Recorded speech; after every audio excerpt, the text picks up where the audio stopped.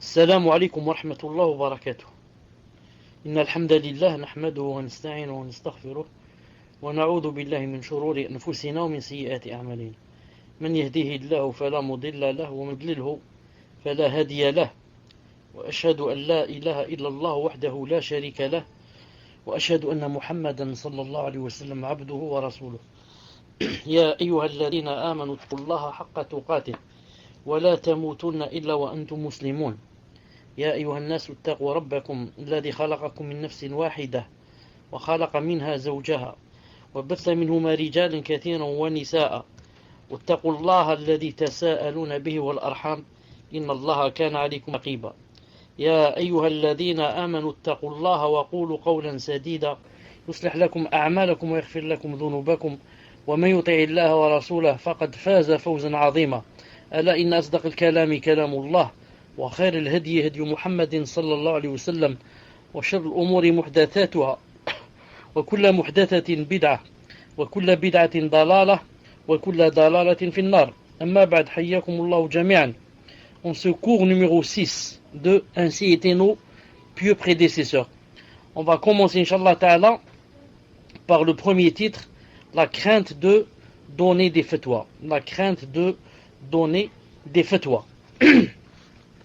Donc, on va dire, Bismillahirrahmanirrahim, Adi, Afwan. Naam. Donc, Hayyakumullahu Jami'an, dans ce cours numéro 6, en ce mercredi 22 Dhul Hijjah, 1433 de l'Hégire, ce qui correspond au 7 novembre 2012, d'après le calendrier chrétien. Donc, Inch'Allah Ta'ala, on va commencer aujourd'hui par la crainte, on va parler sur la crainte de donner des fatwas. D'après Adi, radiyallahu ta'ala anhu, il a dit, comme cela est bon, deux fois, comme cela est bon. On lui a dit, de quoi s'agit-il? Il répondit, de dire, à propos de ce que tu ignores, Allahu a'lam, Allah est plus savant. Comme cela est bon. On lui demanda de quoi s'agit-il. Il a dit de répondre et de dire à propos d'une chose que tu ignores, Allahu est plus savant, Allahu a'lam. Malik rahimahullah a dit en mentionnant Al-Qasim, il a dit, vivre ignorant est meilleur que de dire sur Allah Ta'ala ce qu'on ignore.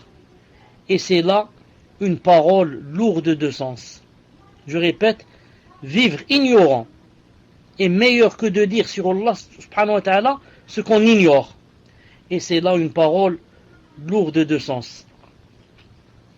Malik rahimahullah toujours rapporte, Abdullah ibn Nafi', il a dit Abdullah ibn Nafi' interrogea Ayyub Sikhtiyani, qui ne lui répondit pas. Il lui dit, alors, je pense que tu n'as pas compris sur quoi je t'interroge. Il répondit, si, j'ai bien compris. Il lui a dit, alors pourquoi ne m'as pas tu répondu? Il dit, car je ne sais pas. Je répète, Abdullah ibn Nafi' interrogea Ayyub Sikhtiyani, qui ne lui répondit pas. Il lui dit alors, je pense que tu n'as pas compris sur quoi je t'interroge. Il lui a dit, si, j'ai bien compris. Il lui a dit, alors pourquoi tu ne réponds pas? Il lui a dit, car je ne sais pas. Quand je ne sais pas, je ne réponds pas. Naam. Abdullah ibn Mas'ud radiyallahu ta'ala anhu a dit, celui qui répond à toutes les questions qu'on lui pose est fou. Naam. Celui qui répond à toutes les questions qu'on lui répond est fou. C'est-à-dire, il n'y a qu'un fou qui répond à toutes les questions qu'on lui pose. Zayd ibn al-Habbab rapporte, il a dit, j'ai vu Sufyan al-Thawri être interrogé et répondre, je ne sais pas, au point. Il a dit au point, c'est-à-dire il répétait je ne sais pas, au point que celui qui voyait Sufyan sans le connaître pouvait penser qu'il ne connaissait rien de la science. Tellement quand on lui posait des questions, il disait je ne sais pas, je ne sais pas. Il a dit, au point aussi quelqu'un ne connaît pas Sufyan Thawri, il va dire qui c'est celui-là? C'est une personne qui n'a pas de science. Abu Mus'ab, rahimahullah, rapporte, j'ai entendu Malik, c'est-à-dire l'imam Malik, rahimahullah, j'ai entendu Malik dire, je n'ai pas donné de fatwa jusqu'à ce que 70 savants ont témoigné que j'en étais digne. Je n'ai pas donné de fatwa jusqu'à ce que 70 savants ont témoigné que j'en étais digne. Non. Abu Amr Shibani rapporte, rahimahullah, il a dit, on interrogea Abu Moussa sur une question d'héritage et il se trompa en s'opposant à la réponse donnée par Ibn Mas'ud. Car Ibn Mas'ud a donné une autre réponse. Alors il dit, ne m'interrogez plus sur quoi que ce soit tant que cet éminent savant, Abdullah ibn Mas'ud, est parmi vous. Non. Ne m'interrogez plus dorénavant sur quoi que ce soit tant que cet éminent savant, Abdullah ibn Mas'ud, est parmi vous. Masruq, rahimahullah, a dit. Masruq, c'est qui? C'est un tabi'i, le fils d'un sahabi. Qu'est-ce que ça veut dire Masruq en arabe? Masruq, ça vient du verbe saraqa. Saraqa, il a volé. Masruq, c'est quelqu'un qui a été volé. Pourquoi on l'appelle Masruq? Il a été volé autrefois, quand il était enfant. Il a été kidnappé. Ensuite, ses parents l'ont retrouvé. Donc, on l'a appelé Masruq, le volé. Et moi, Masruq a dit, qu'est-ce qu'il a dit? Il a dit, donner une fatwa en toute équité et vérité, mais préférable au fait de partir en expédition une année entière. Il a dit, si je donne une fatwa, quelqu'un donne une fatwa, mais vraiment qui concorde avec le Coran et la Sunna, pour moi c'est préférable que d'aller pendant une année à faire une expédition, à faire des expéditions.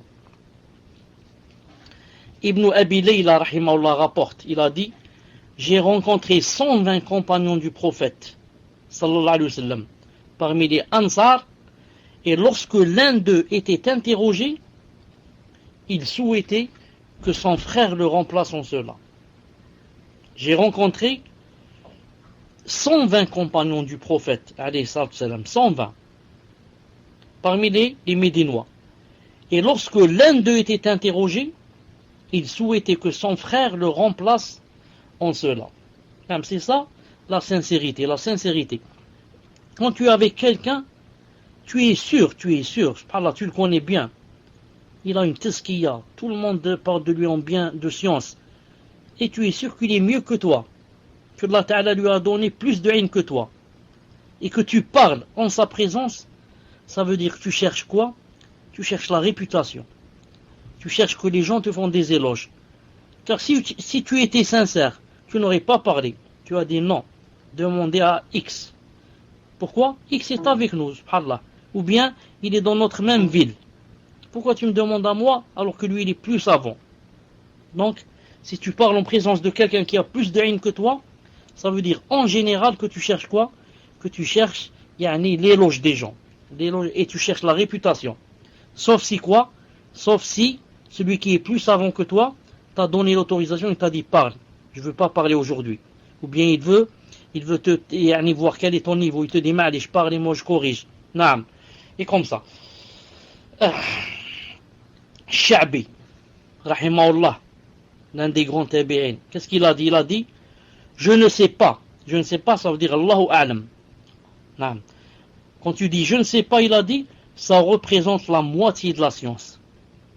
Donc la science, ça se divise en deux moitiés. L'une des deux moitiés, c'est de dire quoi? C'est de dire je ne sais pas quand tu ne sais pas. Et de ne pas commencer à essayer de faire croire que tu sais, que tu as oublié ou là. Non, je ne sais pas. Après, je te donne la réponse. Je ne connais pas la réponse. Ça fait partie de la moitié de la science. Malik, l'imam Malik rahimahullah rapporte. Al-Qasim se rendit chez un des gouverneurs de Médine. Al-Qasim se rendit chez un des gouverneurs de Médine qui l'interrogea. Et il répondit, fait partie du respect dû à sa personne de ne dire que ce concerne d'une science certaine.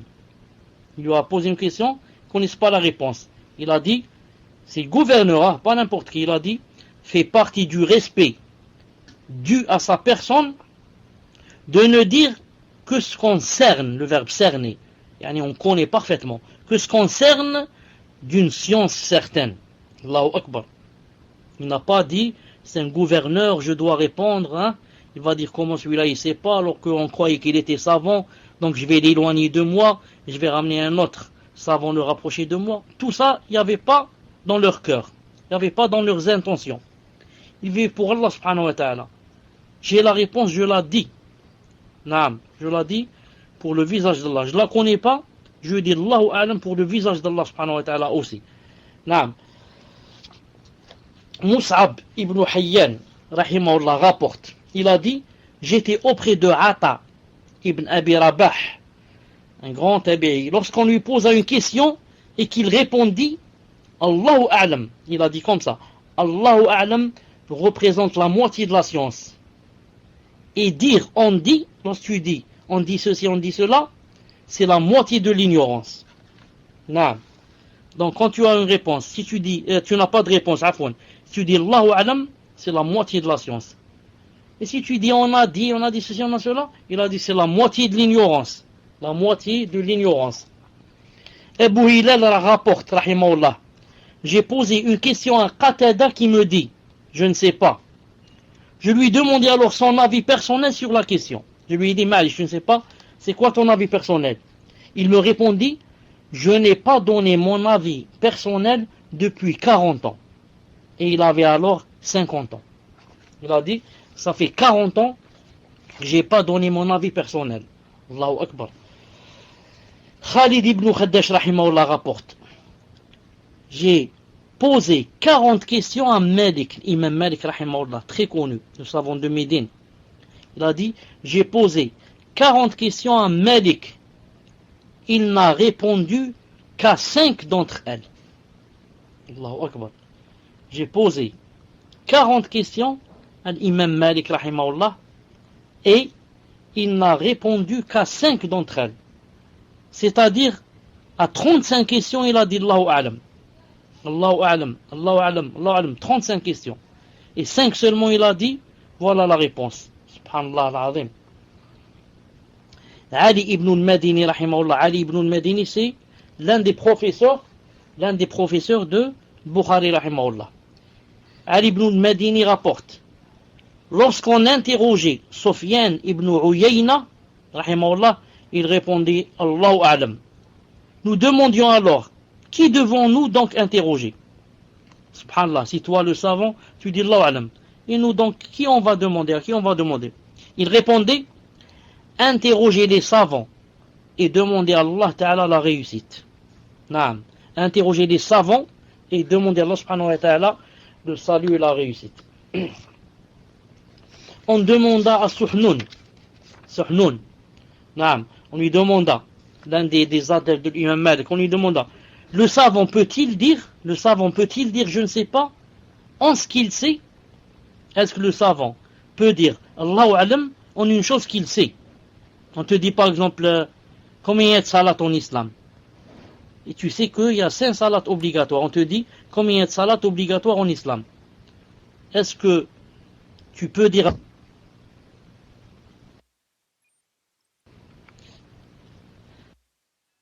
Est-ce que vous m'entendez? Donc, on a dit à Suhnun, on lui a dit, le savant peut-il dire je ne sais pas ce qu'il sait? Il répondit, concernant ce qui est établi dans le Coran, non. Mais pour ce qui demande de se prononcer, il en a le droit, car il ne sait pas s'il va voir juste ou bien il va se tromper. Donc, Suhnun, qu'est-ce qu'il a dit? Quand on te pose une question, dans le Coran et dans la Sunna, et que tu connais la réponse, tu n'as pas le droit de dire Allahu a'lam. Comprenez? C'est comme si on te demande combien qu'il y a de salat obligatoire. Tu dis Allahu a'lam alors que tu sais qu'il y en a 5. Mais on te dit, est-ce que la femme, quand elle a le cycle, est-ce qu'elle prie? Tu dis Allahu A'lam, alors que tu sais qu'elle ne doit pas prier. Il a dit là, on ne dit pas Allahu A'lam. Non. On peut dire Allahu A'lam après avoir donné la réponse. Ça ne fait rien. Mais dire Allahu A'lam, je ne connais pas la réponse, alors que tu la connais, non. Mais quand est-ce qu'on dit non ici? Là, il a dit, quand tu ne connais pas la réponse, ou bien qu'on te demande de te prononcer et que tu ne connais pas la réponse. On te pose une question, tu ne connais pas sa réponse. Dans la Aqidah, on te dit par exemple, est-ce qu'Allah subhanahu wa ta'ala, par exemple, est-ce qu'Allah subhanahu wa ta'ala, est-ce qu'il parle en arabe, par exemple, tu ne connais pas la réponse, on te dit, dans ton avis, prononce-toi. Tu dis, à mon avis, il parle en arabe. Vous avez compris? Ça c'est haram. Ça c'est haram. Non, car tu peux dire juste comme tu peux te tromper. Et la plupart du temps, tu vas te tromper, surtout dans la Aqidah. Des champs dans lesquels on ne peut pas faire d'efforts. Et toujours Suhnun, rahimahullah a dit, il a dit, je n'ai vu personne vendre ça dans l'eau pour la vie d'ici-bas d'autrui en dehors de celui qui donne une fatwa. Je n'ai vu personne vendre sa vie dans l'au-delà pour la vie d'ici-bas d'autrui en dehors de son une fatwa. Celui qui donne une fatwa, il a dit c'est comme s'il avait vendu sa vie de l'au-delà pour la vie d'ici-bas, pour la vie d'ici-bas. Quand on dit donner une fatwa, ce n'est pas répondre, comme je viens de dire, à quelque chose que tu connais. Donner une fatwa, ça veut dire qu'il y a une chose nouvelle qui vient de se produire, une chose nouvelle. Et dont les savants n'ont pas encore parlé. Et on te demande de chercher c'est quoi la fatwa. Vous comprenez? C'est ça la fatwa. Quand on dit X, il donne des fatwas, par exemple. C'est que tu réponds à une question qui a une situation nouvelle, qui ne s'est pas encore produite dans les temps du prophète ou bien des sahabés ou bien des salafs ou bien des savants. Et on te demande si je puis dire par exemple, c'est un exemple. Par exemple, ce qui est nouveau par exemple, comme maintenant de nos jours, l'insémination avec je ne sais pas quoi, etc. Des choses dont peut-être les savants n'ont pas encore parlé. Une chose nouvelle. Et toi, tu vas donner une fatwa. Tu vas dire oui, telle chose est permise. Ou bien non, elle n'est pas permise. Et comme ça. Là, tu vas donner donc une fatwa. Donc tu vas quoi? C'est comme si tu allais vendre ton au-delà pour ce bas monde. Toujours Shahnoun, rahimahullah, a dit, je connais des questions pour lesquelles on connaît 8 avis de 8 imams. Je connais des questions pour lesquelles on connaît 8 avis. Il y a 8 avis de 8 imams dans cette question. Alors comment devrais-je m'empresser de répondre? Il a dit, alors comment je dois m'empresser de répondre? Alors qu'il y a 8 imams qui ont parlé dans cette chose et il y a 8 avis différents. Comment donc vais-je m'empresser de répondre comme ça? Et toujours, Suhnun rahimahullah a dit, il a dit, répondre rapidement, de manière exacte, à une question, répondre rapidement, de manière exacte, à une fatwa, il a dit, c'est une tentation plus grande que celle de l'argent. C'est une tentation, c'est pas là, dans le cœur, qui est plus grande que la tentation de l'argent. Qui n'aime pas l'argent, qui n'aime pas avoir beaucoup d'argent. C'est une tentation. Il a dit, mais répondre comme ça, vite à une fatwa, il a dit, c'est une tentation plus grande que la tentation de vouloir amasser de l'argent.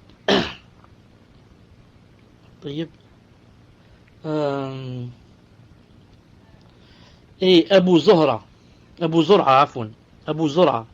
rahimahullah, écoutez ce qu'il a dit, écoutez ce que Abu Zur'a, rahimahullah, il a dit, m'étonne de celui qui se prononce sur les questions de divorce, écoutez bien divorce, divorce, la France, divorce, je m'étonne de celui qui se prononce sur les questions de divorce alors qu'il connaît moins de 100 000 hadiths.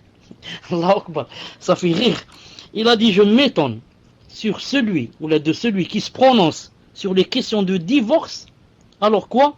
alors qu'il connaît 100 000 hadiths. Il a dit, subhanallah, il y a des personnes qui connaissent que 80 000 hadiths, ou bien 90 000 hadiths, c'est tout, et il parle sur le divorce. Il a dit, c'est étonnant. Il faudrait connaître au moins 100 000 hadiths pour parler dans le divorce. Subhanallah l'azim. Le divorce, parler de divorce et de dire telle femme est divorcée, n'est pas divorcée, c'est vraiment difficile, c'est vraiment grave aussi. C'est pour ça que je ne sais pas si vous avez remarqué, ceux qui ont la télé par exemple, qui entendent le mufti d'Arabie Saoudite chaque vendredi qui répond en direct. J'ai oublié si c'est dans... mais j'ai pas. Quand on lui pose la question de réponse, la question sur le divorce, il dit allez au tribunal. Barakallahu fikum, allez au tribunal, exposer au juge, Inch'Allah Ta'ala, il va répondre. Car Allah Ta'ala a donné au juge cette capacité de pouvoir trancher entre les gens. S'il dit juste, il aura 2 récompenses. S'il dit faux, il aura quand même une récompense. Mais les autres, non. Moi, XY, non. Tu dis juste, naam, tu auras, Inch'Allah, la récompense. Tu dis faux, tu auras des péchés. Tu auras des péchés. Naam. Pourquoi? Qui t'a dit de parler dans des choses pareilles? Imam Ahmed, vous connaissez-vous quelqu'un de plus savant qu'Imam Ahmed dans son temps? Imam Ahmed, rahimahullah. Naam. Et dans beaucoup de questions de divorce, il ne parlait pas. Il a dit, par exemple, à propos de quelqu'un qui a bu, par exemple, quelqu'un qui a bu, il est maintenant sous. Est-ce qu'il a divorcé sa femme? Est-ce qu'elle est divorcée ou pas? Il ne veut pas se prononcer. Il a dit, car en fait, quand tu dis qu'une femme est divorcée, qu'une femme est divorcée de son mari, car son mari a fait tel ou tel, il a divorcé par exemple en étant sous, ou bien en colère, ou bien. Il a dit, quand tu dis que c'est divorcé, il a dit, tu as fait 2 choses. Disons 2 mots du verbe, le mal. Le premier, tu as interdit cette femme à son mari. Tu as dit, elle est divorcée. Voilà, donc son mari, tu lui as interdit de l'approcher. Le deuxième mal, qui est plus grave, tu as permis cette femme à un étranger, Allahu Akbar. En l'interdisant à son mari, tu as dit elle est divorcée. Donc tu l'as permise à un autre. Donc il y a un autre qui va se marier avec elle et qui va l'approcher. Allahu Akbar. Il a dit, mais si je donne pas de réponse, ou bien je dis elle n'est pas divorcée, je n'ai fait qu'un seul mal. Quel est le mal que j'ai fait? Je l'ai permise à son mari, c'est tout. Normalement, elle n'est plus à son mari en disant qu'elle n'est pas divorcée. Je l'ai permise à son mari, je l'ai laissée à son mari. Mais, alhamdoulilah, je l'ai interdite à un étranger. Donc, vous voyez la gravité de parler dans le divorce. Non. Et maintenant, il y a beaucoup de frères et de sœurs aussi, surtout de France. Non. Pour la moindre des choses, il dit, moi je veux divorcer. Et elle aussi, elle dit, moi je veux divorcer. Pour la moindre des choses. Une petite faute, c'est tout. Elle dit, je divorce. Non. Il n'y a pas de patience. Il n'y a pas de patience. Une petite faute, il a un petit mauvais caractère, là, hop, je divorce. Alors que vous avez entendu plusieurs fois le hadith de la femme, de la sahabiya, qui est partie se plaindre au prophète sallam de son mari qui était présent. Elle a dit, mon mari me frappe quand je fais la prière. Mon mari me force à manger quand je jeûne. Et mon mari ne fait pas la prière du matin du subh jusqu'à ce que le soleil se lève. Et le prophète sallam, qu'est-ce qu'il a dit? Il lui a pas dit donc divorce. Mais il a dit à son mari, pourquoi tu fais des choses pareilles? Et l'autre lui a expliqué. Il n'a pas dit, ah bon, il te dit comme ça. Allez, classe, divorce. Imaginez que moi, une sœur me téléphone. Allô, salam alaikum salam. Moi ou un autre, un jahil comme moi. Allô, salam alaikum salam. Ya cheikh, en fait, mon mari, ces temps-ci, subhanallah al-azim, quand je commence à prier, il me frappe. Comment? Répète, j'ai pas bien entendu. Qu'est-ce que fait ton mari? Quand je prie, il me frappe. Allahu Akbar. Moi, je me dis, c'est qui ce mari-là? C'est peut-être un kafir, c'est un bouddhiste celui-là, sur moi, il n'aime pas la salade. Non, ya cher, il prie, lui aussi c'est un musulman, il va à la mosquée, subhanallah l'azim, il te frappe pas quand tu pries. Attendez, j'ai pas terminé. Tfadli. Et quand je jeûne, ya cher, quand je jeûne, il me force, il n'y a pas de jeûne. Ah, j'ai besoin de toi. Allez, j'ai besoin de toi. Faut pas jeûner. Allahu Akbar. Celui-là, c'est un tarout, celui-là. C'est un shaitan, celui-là. Hein? C'est comme ça que peut-être tout le monde va penser. Donc, parler de divorce, c'est vraiment difficile. C'est pour ça que la meilleure des choses, c'est que d'aller vers le tribunal musulman. Là, ou de voir avec l'imam qui t'a marié. C'est lui qui t'a marié, l'imam. Donc, prends le tuteur et allez chez l'imam qui vous a marié. Lui, peut-être, il va vous faire une solution pour vous séparer, bi'idhnillah, pour vous séparer. Et la meilleure des choses, bien sûr, serait d'écrire à un savant, d'écrire à quelqu'un qui va en Arabie Saoudite. Tu lui donnes une lettre. Tu écris ton cas et tu demandes à quelqu'un de traduire en arabe et tu l'envoies là-bas. Quelqu'un qui va à Umrah ou Hajj. Quand il te revient avec une réponse. Il t'a dit, le grand savant X t'a dit, tu es divorcé. Khlas, alhamdulillah, tu es divorcé.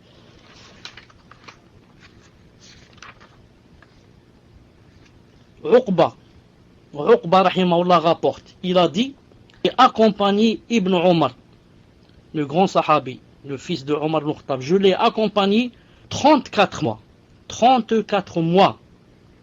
Et très souvent, il était interrogé et répondait Allahu A'lam. Il a dit, je l'ai accompagné 4 mois. Et plusieurs fois, je l'entendais. On le questionnait, qu'est-ce qu'il disait Allahu A'lam. Puis une fois, il se tourna vers moi et me dit, sais-tu ce qu'il cherche? Ceux-là, les gens qui me posent des questions. Est-ce que tu sais ce qu'ils cherchent? Non, très bien sûr, il a dit non, je ne sais pas. Il lui a dit, ils veulent que notre dos, voilà la réponse, ils veulent que notre dos leur serve de pont vers l'enfer. Non, ils veulent que notre dos leur serve de pont vers l'enfer. Donc celui-là, il veut que je lui donne mon dos pour qu'il lui serve d'aller vers l'enfer. Non, moi, je ne réponds pas aux gens pour que je ne sois pas la cause, ce qu'il voulait dire, Inch'Allah Ta'ala. Maintenant, tout ça, c'était la crainte des fatwas. Maintenant, on va passer, Inch'Allah Ta'ala, à autre chose qui s'appelle la méditation du Coran, la méditation du Coran, bi'idhnillahi ta'ala. Nafi' rahimahullah rapporte. Il rapporte que lorsque Ibn Omar, Abdullah ibn Omar, radiyallahu ta'ala anhu, récitait le Coran, il réprouvait qu'on lui parle jusqu'à ce qu'il termine de lire ce qu'il voulait. Lorsqu'Abdullah ibn Omar récitait le Coran, il réprouvait, il ne voulait pas qu'on lui parle jusqu'à ce qu'il termine de lire ce qu'il voulait. C'est pour ça que quelqu'un, quand il veut lire le Coran, il veut lire surtout du livre, c'est difficile de lire comme ça, par exemple, être dans une pièce avec les enfants et sa femme, etc., et lire. Parce que quoi? À chaque minute, il y a quelqu'un qui va te poser une question, ou bien qui va te dire une chose, ou bien qui va te demander une chose, ou bien, surtout s'il y a les enfants. Celui-là, il vient sur ton giron, celui-là, il monte sur ta tête, celui-là, c'est pas possible de lire comme ça. C'est pas possible de lire comme ça. C'est pour ça que des fois, moi je pense, Wallahu ta'ala alam, que quand quelqu'un est en train de lire, par exemple le Coran, et qu'il voit par exemple qu'il n'a pas le cœur, il n'a pas le cœur dans le Coran, il est en train de penser à des choses, à chaque fois on le coupe, il répond, à chaque fois il dit ceci, ferme la porte, éteins la lumière, ceci, cela, il vaut mieux qu'il arrête. Il vaut mieux qu'il arrête, qu'il ferme le livre, plutôt que de lire comme ça et de ne pas avoir la tête avec lui, et ni le corps avec lui. Qu'il ferme le livre jusqu'à ce qu'Inch'Allah qu'il soit au moment opportun, où il se sent seul, où là il est seul, où là il a fermé la chambre, où là il commence à lire. Sinon, c'est pas une bonne façon de lire. Al-Muhim. Nafi', attendez, ça rapporte aussi, Nafi', rahimahullah, rapporte aussi que lorsqu'Ibn Omar, toujours Abdullah ibn Omar, lorsqu'Abdullah ibn Omar, radiyallahu ta'ala anhu, réciter ce verset, le verset où Allah Ta'ala dit ألم يأن للذين آمنوا أن تخشع قلوبهم لذكر الله ألم يأن للذين آمنوا أن تخشع قلوبهم لذكر الله. C'est-à-dire en français le verset, le temps n'est-il pas venu pour ceux qui ont cru, ou ceux qui croient, que leur cœur s'emplisse de crainte à la mention d'Allah Azza wa Jal. Lorsqu'il lisait ce verset, le moment n'est-il pas venu pour ceux qui ont cru que leur cœur s'humilie à l'évocation d'Allah Azza wa Jal et devant ce qui est descendu de la vérité. C'est-à-dire, c'est une question, une question, Allah subhanahu wa ta'ala, il blâme, il dit, le moment n'est-il pas venu pour ceux qui ont cru que leur cœur se remplisse d'humilité lorsqu'ils invoquent Allah subhanahu wa ta'ala. Et pour le Coran qui est descendu, il a dit, alors Abdullah ibn Omar pleurait jusqu'à être pris de sanglots. Lorsqu'Abdullah ibn Omar arrivait à ce verset-là, il a dit, il pleurait jusqu'à être pris de sanglots. Abdullah ibn Mas'ud radiyallahu ta'ala anhu a dit,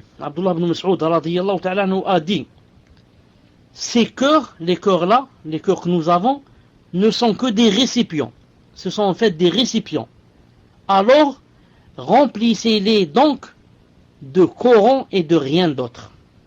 Il a dit, nos cœurs ne sont que des récipients. C'est un récipient qui est là vide et qui t'attend.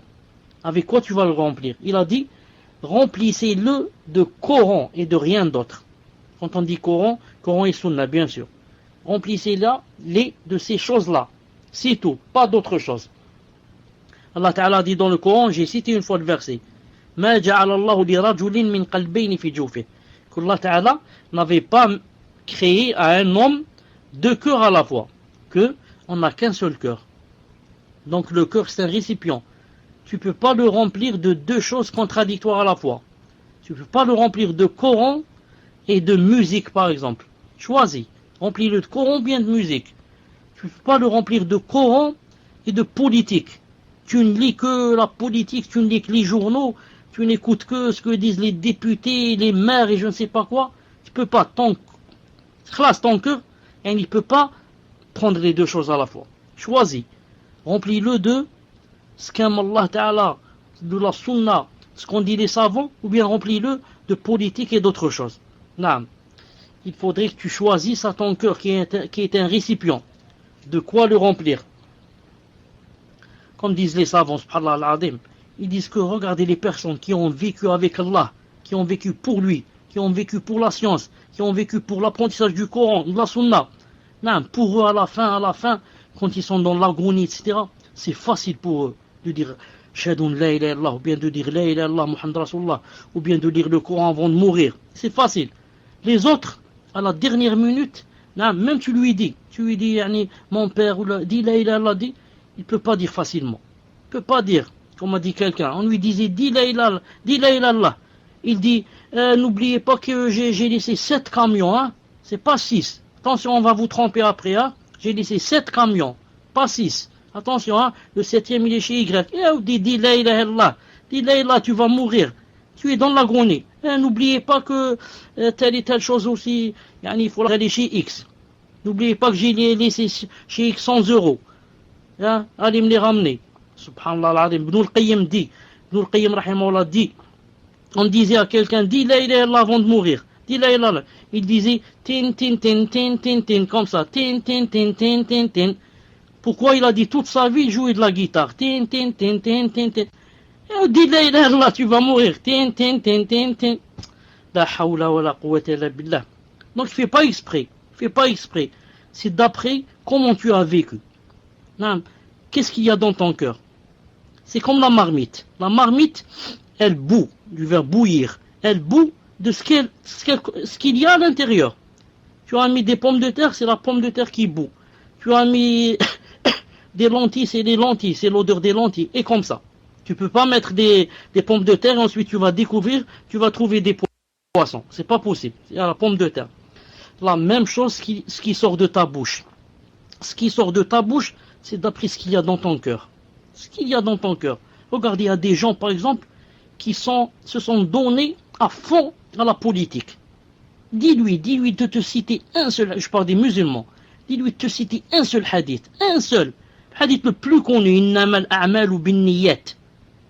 Il ne peut pas te le citer. Il ne peut pas, il ne connaît pas. Non, seulement la politique, les députés, les maires, les juges, les ceci, cela. Regardez les gens qui sont accros au football. Football. Parle-lui de qui tu veux des footballeurs, il va te le citer. Avec, comment s'appelle sa femme et ses enfants. Dans quelle équipe il joue? Quel est le dernier match qu'il a joué? Quel est le numéro qu'il porte dans son tricot? Dans quel club il est? Où est-ce qu'il était? Où est-ce qu'il va aller? Ceci, cela, par cœur, il connaît par cœur. Dis-lui maintenant de te parler de Abu Huraira. C'est qui Abu Huraira? Parle-moi un peu de lui. Il ne peut pas. Il ne le connaît pas. Il n'a jamais entendu ce sahabi. Pourquoi? Il n'a pas vécu pour ces choses-là. Il a vécu pour le football. Du matin au soir, football. Ses amis tous parlent du football. Ses connaissances ne parlent que du football. Là, son cœur, il est seulement pour le football. Subhanallah. Qu'Allah subhanahu wa ta'ala nous préserve. Taïb. Vous m'entendez toujours? Alhamdulillah. Nafi' rapporte toujours. Quand je dis Nafi', c'est le valet. C'est le valet de Abdullah ibn Omar, le fils de Omar Mukhtab. C'est son valet. Il était toujours avec lui, donc il le connaissait très bien. Il rapporte. Il a dit, lorsque Abdullah ibn Omar récitait dans la prière un verset comportant une mention du paradis, il s'arrêtait et demandait à Allah Azza wa Jalla le paradis. Et il invoquait Allah subhanahu wa ta'ala et pleurait. Et lorsqu'il récitait un verset comportant une mention de l'enfer, il s'arrêtait, invoquait et demandait pardon à Allah subhanahu wa ta'ala. Et ça, en fait, c'est quoi? C'est la sunna du prophète sallallahu alayhi wa sallam. C'est la sunna du prophète sallallahu alayhi wa sallam que quand il lisait dans la prière de la nuit, et pas dans la salat obligatoire, ça se fait pas. Seulement dans la prière nafila ou bien spécialement celle de la nuit. Quand tu récites un verset, tu arrives à un verset où il y a le paradis, par exemple, tu dis que tu es en train de réciter, tu dis وَيُدْخِلُهُمْ جَنَّاتٍ تَجْرِي مِنْ تَحْتِهَا الْأَنْهَارُ, tu t'arrêtes. Tu demandes à Allah subhanahu wa ta'ala de faire de sorte que tu sois de ceux-là, tu sois parmi eux. Tu demandes toi aussi à Allah subhanahu wa ta'ala de faire entrer au paradis. Et quand on arrive à un verset, bon, je ne sais pas ce qui s'est passé exactement. Je ne sais pas ce qui s'est passé exactement. Malish.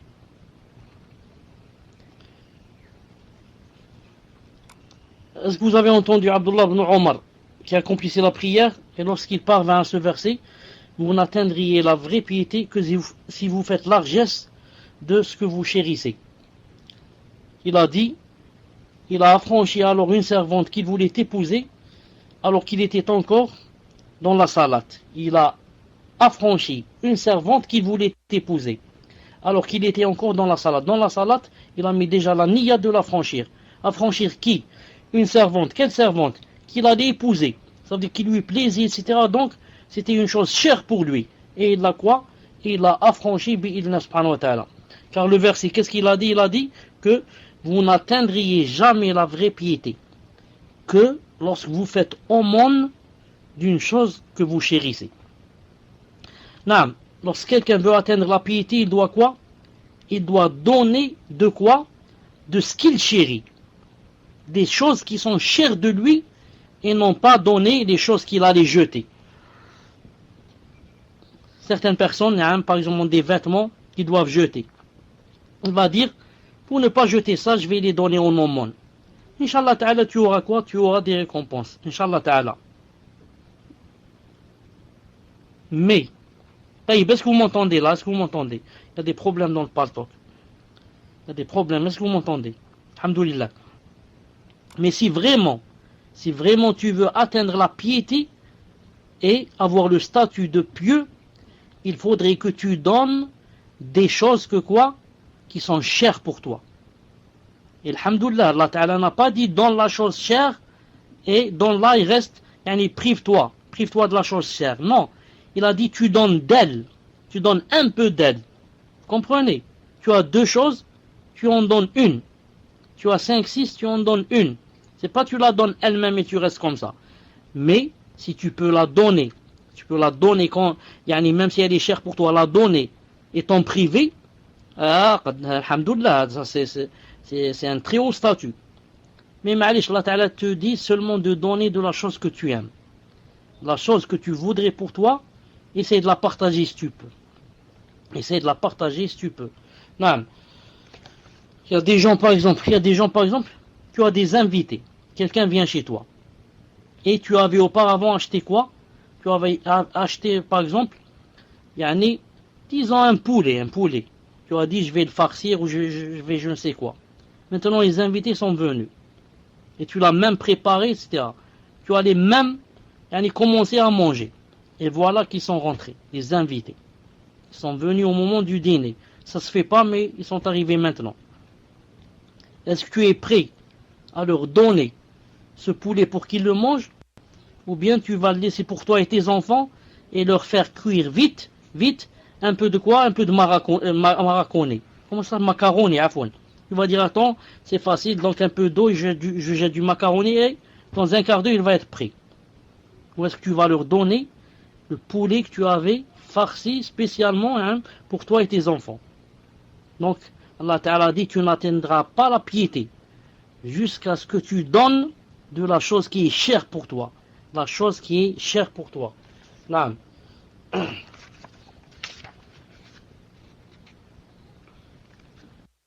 Toujours Nafi' rapporte de Abdullah ibn Omar radiyallahu ta'ala anhu.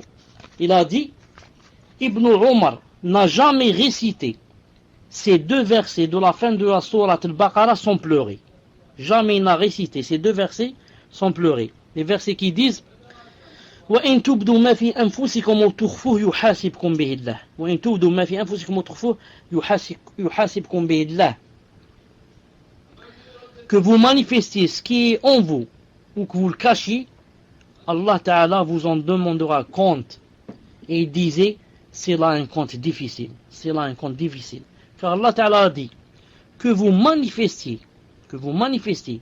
ce qui est en vous, dans vos cœurs, ou bien que vous le cachiez, Allah Ta'ala va vous demander demain le compte de cela. C'est pour cela que vraiment il avait peur et il disait c'est un compte difficile. Abdullah ibn Abi Malika rapporte, il a dit, j'ai accompagné Ibn Abbas radiyallahu ta'ala anhu de la Mecque à Médine. Et lorsqu'il s'arrêtait, il priait la moitié de la nuit. Alors Ayoub lui demanda comment était sa récitation. Il disait comment il récitait. Il répondit, il récita وَجَاءَتْ سَكْرَةُ الْمَوْتِ بِالْحَقِّ ذَلِكَ مَا كُنْتَ مِنْهُ تَحِيدٌ. Il récita ce verset qui dit l'agonie de la mort viendra en toute vérité. On lui dira donc voilà ce dont tu t'écartais.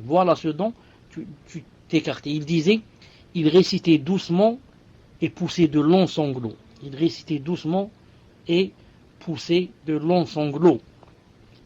L'agonie de la mort viendra en toute vérité. On lui dira voilà ce dont tu t'écartais.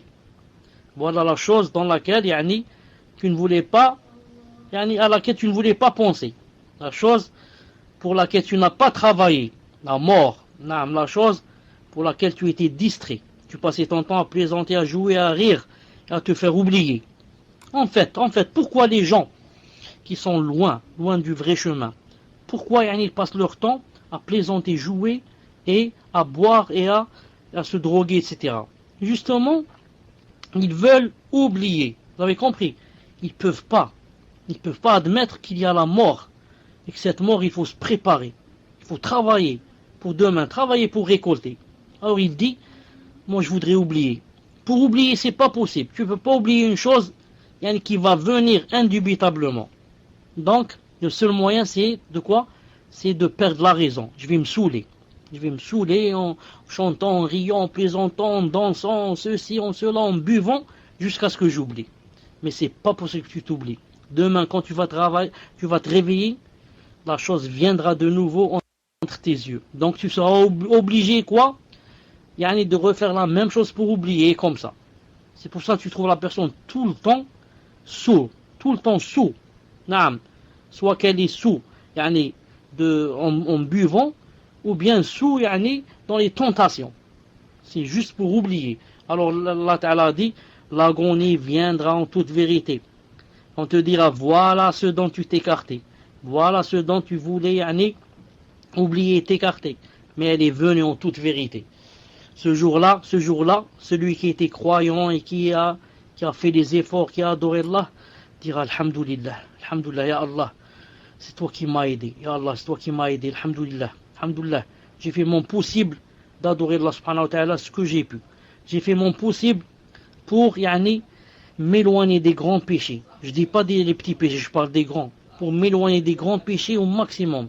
Ya Allah, c'est vous qui m'avez aidé, Alhamdulillah, Alhamdulillah. Et celui qui suivait ses tentations, ses passions, il va dire, c'est trop tard. Qui maintenant peut m'aider?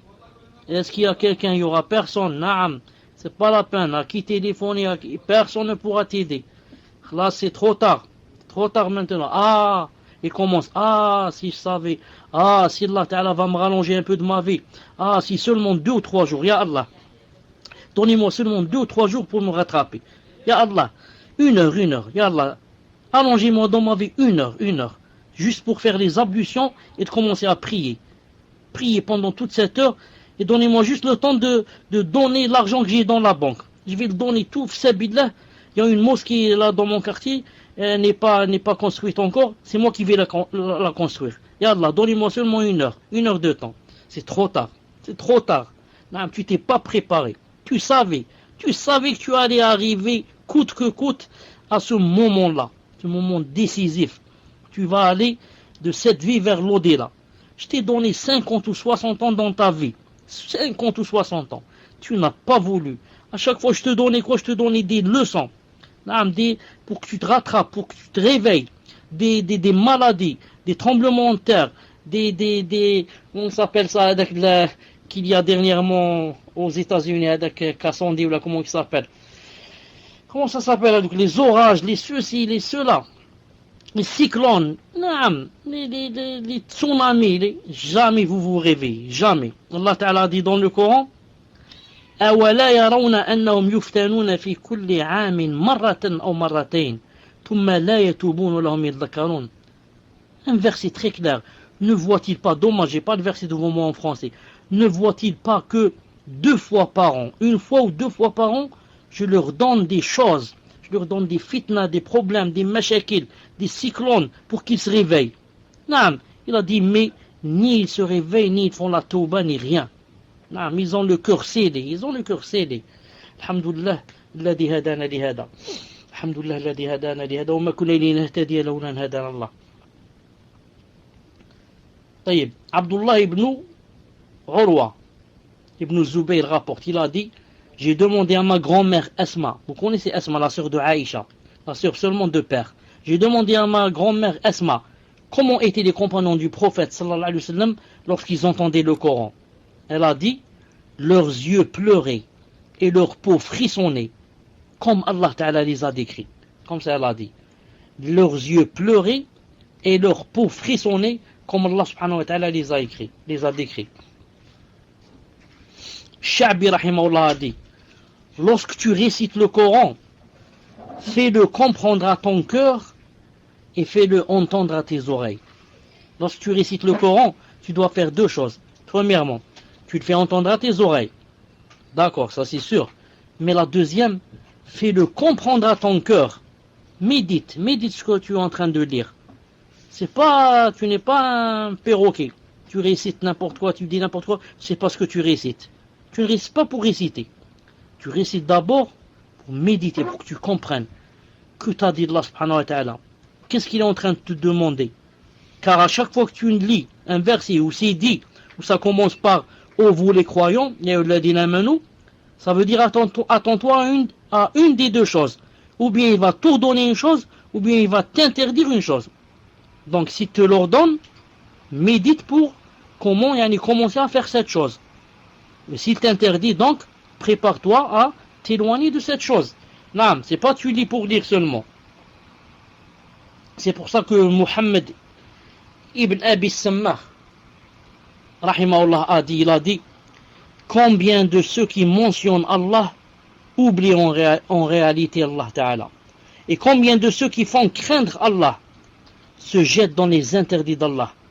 Et combien de ceux qui appellent Allah fuient en réalité d'Allah. Et combien de ceux qui récitent le livre d'Allah sont en réalité dépourvus des versets d'Allah. Hafs ibn Omar al-Juhfi rapporte, il a dit Daoud al-Ta'i, rahimahullah, fut souffrant plusieurs jours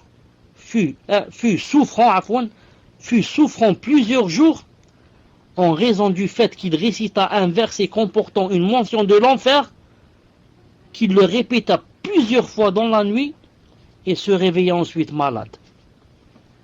Daoud al-Ta'i fut souffrant plusieurs jours. Pourquoi? En raison du fait qu'il récita un verset comportant une mention de l'enfer, qu'il le répéta plusieurs fois dans la nuit et se réveilla ensuite malade. Fadl al-Ruqashi rahimahullah a dit les gens ne se sont pas délectés, c'est-à-dire trouver un grand plaisir d'une chose meilleure, et leurs cœurs n'ont pas volé aussi haut que par l'écoute d'une belle voix récitant le Coran. Ce qu'il a dit, tout cœur qui n'aime pas une belle voix récitant le Coran est un cœur mort. Tout cœur qui n'aime pas une belle voix qui récite le Coran, c'est un cœur mort, a'udhu billah. C'est pour ça que le Hassan rahimahullah a dit, cherchez la douceur en trois choses. La douceur du cœur, la douceur de la foi. Cherchez-la en trois choses. La prière, le Coran et la mention d'Allah, dhikr Allah. Si vous la trouvez, alors persévérez et recevez une bonne annonce. Recevez la bonne annonce, Inch'Allah. Et si vous ne trouvez pas la douceur dans ces trois choses ou l'une de ces trois, sachez que votre porte est fermée. Sachez que la porte qu'il y a entre vous et Allah subhanahu wa ta'ala est fermée, elle est scellée. Si vous ne trouvez pas la douceur quand vous priez, ou bien quand vous lisez le Coran, ou bien quand vous mentionnez Allah subhanahu wa ta'ala, dhikr Allah. Naam. Subhanallah al-azim. C'est pour ça que le prophète sallam, qu'est-ce qu'il a dit? Il a dit, la meilleure chose que je puisse voir de mes yeux, la délectation des yeux, m'a été mise, alhamdoulilah, dans la salat. À chaque fois qu'il avait un problème, il rentrait dans la salat. Et quand il priait, il disait à Bilal avant de prier, Ya Bilal, arihna biha, Ya Bilal, yani, appelle à la salat pour que, yani, on se repose. Il disait, repose-nous en faisant la salat. C'est pas viens on va prier pour se reposer. Nous de nos jours, qu'est-ce qu'on dit? Viens on va prier, on va bâcler la salat, vite, c'est comme un poids sur nos épaules, et on va, Inch'Allah Ta'ala, on va se reposer, discuter, boire un thé. C'était le contraire au temps du prophète sallam. Ya Bilal, on est fatigué, je suis très fatigué. Appelle à la prière pour que je commence à prier pour me reposer. Me reposer dans la salat, à l'intérieur de la salat, pas quand je termine. Dans la salat, il trouvait un grand plaisir, une délectation. Il n'y a pas comme la salat pour quelqu'un qui connaît ce qu'est la vérité de la salat. Quelqu'un qui sait ce qu'est la salat, s'il pouvait, il donnerait des millions pour prier. Non. Quelqu'un qui connaît la valeur de la salat, il est pressé. C'est quand arrive la salat, il est pressé. Il fait l'or et il dit, Ya Allah, quand est-ce que c'est la salat al-asr? C'est comme s'il était sur de la braise, sur du feu, il attend. C'est quand qu'on est loin de moi cette braise. C'est quand que vient l'eau pour éteindre cette braise. L'eau, c'est la salat. La salat. C'est pour ça que le prophète sallam a dit dans un hadith authentique, il a dit tahtariqun. Vous brûlez. Ensuite vient salat al-subh. Ensuite vous brûlez. Ensuite vient salat al-dhuhr qui va éteindre le feu. Vous brûlez. Ensuite vient l'asr. Et comme ça, il a dit pour les 5 salats. Hadith authentique. Naam. Malik ibn Dinar rahimahullah a dit, il a dit, celui qui ne préfère pas la parole d'Allah au discours des gens, cette personne aura été dotée de peu de science, et son cœur aura été aveuglé, et il a perdu son existence. Celui-là, il ne vit pas, al-iyadu billah. Qui? Celui qui préfère la parole, celui qui ne préfère pas la parole d'Allah au discours des gens. Celui-là, il aura été doté de peu de science, il n'a pas de science, et il a un cœur aveuglé, il a perdu son existence. Il y a des gens qui préfèrent la parole des gens que la parole d'Allah. Tu lui dis, viens, on va faire une halqa, ou là on va parler un peu de science, des sahaba, de fiqh, il n'est pas intéressé. Par contre, par moi, viens, on va parler de politique, viens, on va parler de football, viens, on va parler de femmes, viens, on va parler de boissons, viens, on va parler de tentation, de plaisir, de danse, de musique. Ça lui plaît. Celui-là, il a, a'udhu billah, un cœur aveuglé, il est aveugle. Celui-là, il a perdu son existence. Il vit comme un animal, il vit une vie d'animaux. A'udhu billah. Abu Hammam rapporte, il a dit, je demandais à Isa ibn Daoud, qu'est-ce que tu désires le plus en ce bas monde? Il pleura et a dit, j'aimerais que ma poitrine s'ouvre et que je puisse voir mon cœur et ce qu'a produit le Coran. Il a dit, et lorsqu'il récitait le Coran, il sanglotait au point que je dise, son âme va sortir maintenant. Son âme va sortir maintenant. Abdullah ibn Wahb, rahimahullah, rapporte, il a dit, j'ai entendu Muhammad ibn Ka'b al-Quradi dire, réciter la nuit le Coran jusqu'au matin, réciter la nuit jusqu'au matin, les deux sourates, الزلزلة إذا زلزلت الأرض زلزالها وأخرجت الأرض أثقالها et la suite, القارعة ما القارعة وما أدراك ما القارعة, il a dit, et rien d'autre, hein? Seulement Zelzala et le Qari'a, il a dit, en les répétant et en les méditant, mais préférable au fait de réciter sans prêter d'attention.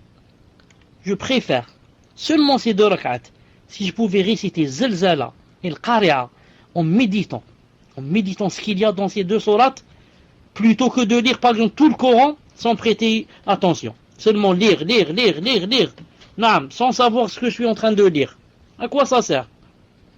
Je préfère lire deux sourates ou une sourate et méditer. C'est pour ça que le prophète, sallallahu alayhi wa sallam, des fois, la prière de la nuit, il s'arrêtait dans un seul verset. Il le répétait. 10, 20, 30, 45 tours. Le même verset. Plutôt que de lire sans avoir le cœur, comme j'ai dit. C'est pour ça que le Hassan, rahimahullah, il a dit, par Allah, fils d'Adam, par Allah, si tu récites le Coran, puis crois en lui, alors ta tristesse en ce bas monde se prolongera, ta peur s'intensifiera et tes pleurs augmenteront. Pourquoi nous on lit Coran ou là on n'est jamais triste, on ne sent pas la tristesse dans le cœur. Pourquoi? On n'a pas peur. Pourquoi? Il n'y a jamais de pleurs.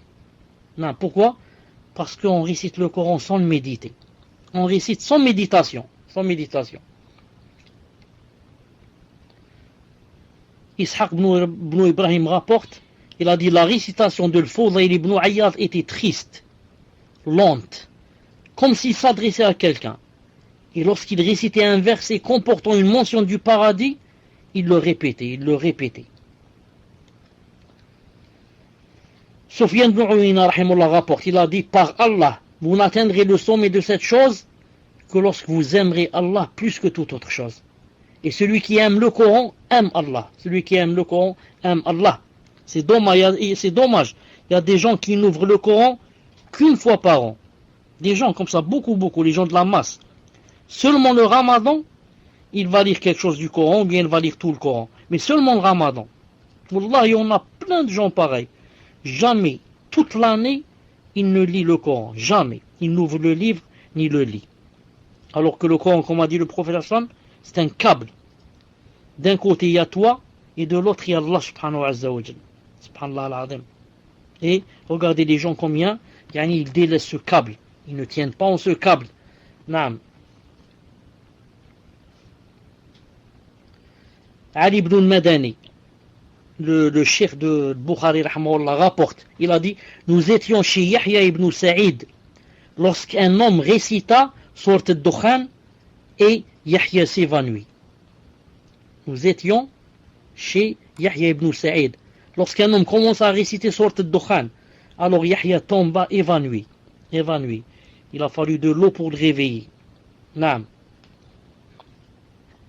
Al-Qasim ibn Abi Ayyub rahimahullah rapporte. Al-Qasim ibn Abi Ayyub rahimahullah rapporte. Il a dit, j'ai entendu Saïd ibn Jubayr répéter ce verset dans la prière plus de 20 fois. وَاتَّقُوا يَوْمًا تُرْجَعُونَ فِيهِ إِلَى اللَّهِ ثُمَّ تُوَفَّى كُلُّ نَفْسٍ مَا كَسَبَتْ وَهُمْ لَا يُظْلَمُونَ. J'ai entendu Saïd ibn Jubayr répéter ce verset dans la prière plus de 20 fois, il l'a répété. Et craignez le jour où vous serez ramenés vers Allah. Alors chaque âme sera pleinement rétribuée de ce qu'elle aura acquis et ils ne seront point lésés. Entre parenthèses, apprenez que ce verset qui dit وَاتَّقُوا يَوْمًا تُرْجَعُونَ فِيهِ اللَّهِ ثُمَّ تُوَفَّى كُلُّ نَفْسٍ مَا كَسَبَتْ وَهُمْ لَا يُظْلَمُونَ, c'est-à-dire ce verset que je viens de citer, c'est le dernier verset descendu dans le Coran. Beaucoup de gens croient que le dernier verset qui est descendu, c'est le verset qui dit اليوم أكملت لكم دينكم وأتممت عليكم نعمتي ورضيت لكم الإسلام دينا. Beaucoup de gens se trompent. Ils croient que c'est celui-là le dernier verset. Pourquoi? D'après le sens. اليوم أكملت لكم دينكم. Aujourd'hui, je vous ai parachevé votre religion. Donc ils disent donc c'est le dernier verset. Alors c'est pas celui-là le dernier verset. Mais le dernier verset c'est celui-là. Car le premier que j'ai cité, je vous ai parachevé votre religion, le prophète Aslam a vécu, après ce verset, il a vécu trois autres mois. Alors que quand ce verset est descendu, et craignez le jour où vous serez ramenés vers Allah, il n'a pas vécu longtemps, il est mort après ce verset. Quant à la dernière sourate qui est descendue, bien sûr, la dernière sourate c'est إِذَا جَاءَ نَصْرُ اللَّهِ وَالْفَتْحُ وَرَأَيْتَ النَّاسَ يَدْخُلُونَ فِي دِينِ اللَّهِ أَفْوَاجًا فَسَبِّحْ. Vous connaissez le verset, c'est le dernier Coran qui est, la dernière sourate qui est descendue. Sourate, j'ai dit l'As, sourate, إِذَا جَاءَ نَصْرُ اللَّهِ وَالْفَتْحُ. نعم, la dernière sourate. Et le dernier verset c'est celui-là. طيب.